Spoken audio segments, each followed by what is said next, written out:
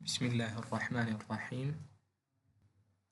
በዚህ ክፍል ኢንሻአላህ ስለ ዶማ የተመለከትነውን በምሳሌ ሁሉም ፊደላቶች ላይ ሲመጣ ምን እንደሚመስል ለማየት እንሞክራለን። ዶማ እንደምትመለከቷት ከላይ ያለችው ወደ ሆነች ተቆላለፈች ክብ ያረኩባት ቅርጽ ነች ዶማ የምትባለው እና ዶማ ስትመጣ ኡ የሚል ድምፅ ትሰጣለች ብለናል። ስለዚህ አሊፍ ዶማ ኡ ወይም ሀምዛ ዶማ ኡ፣ ባ ዶማ ቡ፣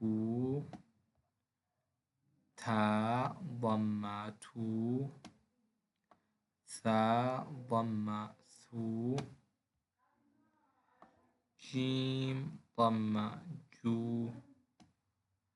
ሓ ዶማ ሑ። ከኔ ጋር አብራችሁ ለማለት ሞክሩ፣ ድገሙት። ኻ ዶማ ኹ፣ ኹ ድምፅ ይሰጣል ማለት ኻ ላይ ዶማ ሲመጣ።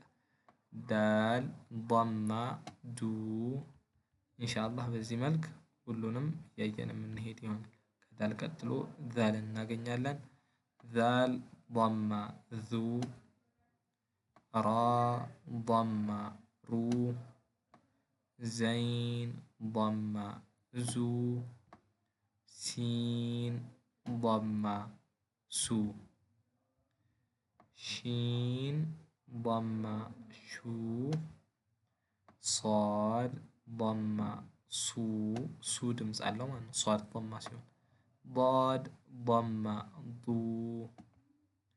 ጧ ዶማ ጡ። አብራችሁ መድገማችሁ እንዳዘነጉ። ከጧ ቀጥሎ ያለው ዟ ነው።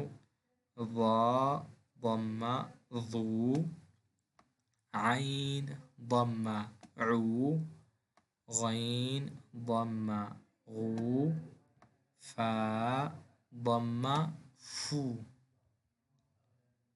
ቃፍ ሲሆን ቃፍ ዶማ ቁ፣ ካፍ ዶማ ኩ፣ ላም ዶማ ሉ፣ ሚም ዶማ ሙ። ቀጣይ የመጨረሻ መስመር ይሆናል። ኑን ዶማ ኑ፣ ሃ ዶማ ሁ፣ ዋው ዶማ ው፣ ያ ዶማ ዩ። ስለዚህ በዚህ መልክ ካልነው በኋላ አሁን ድምፃቸውን ብቻ እየደገምን ኢንሻአላህ የምንል ይሆናል።